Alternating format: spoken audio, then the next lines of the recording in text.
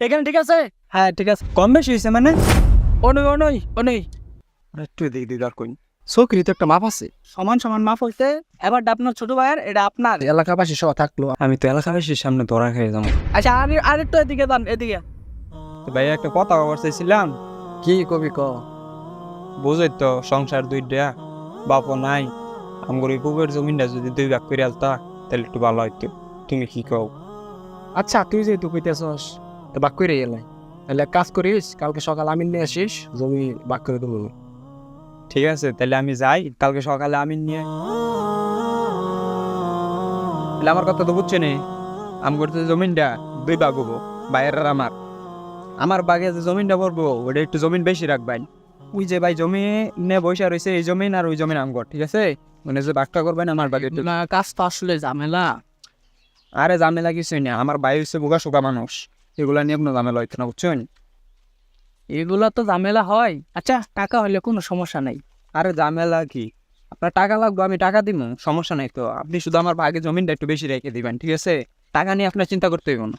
আর আমরা যা করলাম ভাই তো নবই হয়েছে, ভাই যে টেন না ভাই কোনো ভাবে আমরা যা করছি, ঠিক আছে? রান্নার ব্যাপার আমি দেখবো, ওটা লয় সমস্যা নাই। আসসালামু আলাইকুম। ওয়ালাইকুম আসসালাম। বই রয়েছেন কে? ধরুন এই তো তাড়াতাড়ি জন্য একটা জায়গা, আমার আবার অন্য জায়গায় যা লাগবো। ওটা নড়ুন। আচ্ছা ধরেন তাহলে, আল্লাহ ভরসা।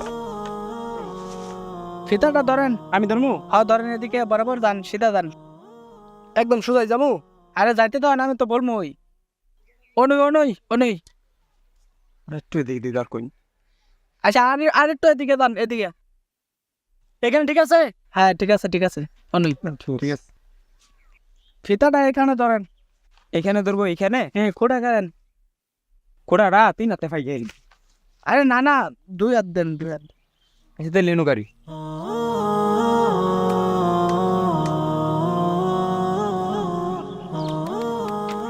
এটা হচ্ছে 26-এর দাগ, এটা বুঝছেন? তো এই যে আপনাদের দুজনটা বন্ধ করে দিছি, সমান সমান মাপ হচ্ছে। এটা আপনার, এটা আপনার ছোট ভাইয়ের। এবারটা আপনার ছোট ভাইয়ের, এটা আপনার। ঠিক আছে, মাপ বুঝা পাইছেন তো? হ্যাঁ হ্যাঁ বুঝা পাইছেন তো মাপ? হ্যাঁ বুঝছি। ঠিক আছে তাহলে ভাইয়া তুমি বাদ যাও, আমি আর বাইকটা একটু টেবসাটা একটু ঘিরে আইতেছি, ঠিক আছে?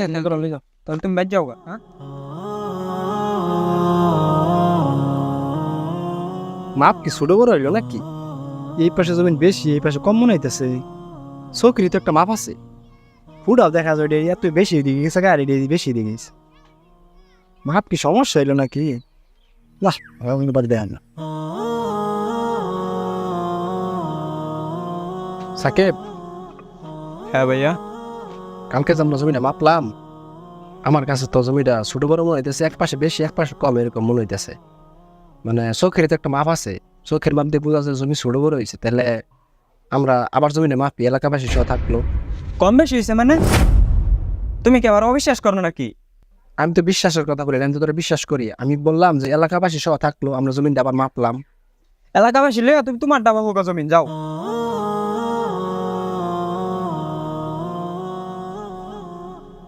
এই জমি যদি ভাই আবার মাফে, আমি তো এলাকাবাসীর সামনে ধরা খেয়ে যাবো। এলাকাবাসীর সামনে আমার মান সম্মানটা থাকবো? বাইরে কি করি এখন? বাইরে কি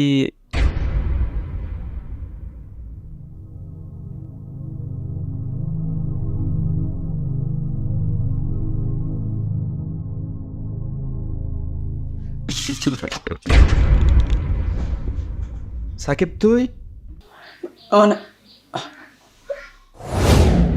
এত রাত্রে আমার ঘরকে, তুই কি আবার মারবার লেগে আইসস?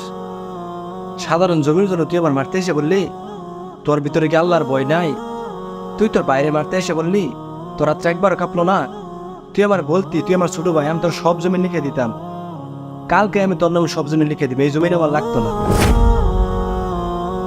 কালকে আমি তোর নাম সব জমি লিখে দিবি, এই জমিটা আমার লাগতো না।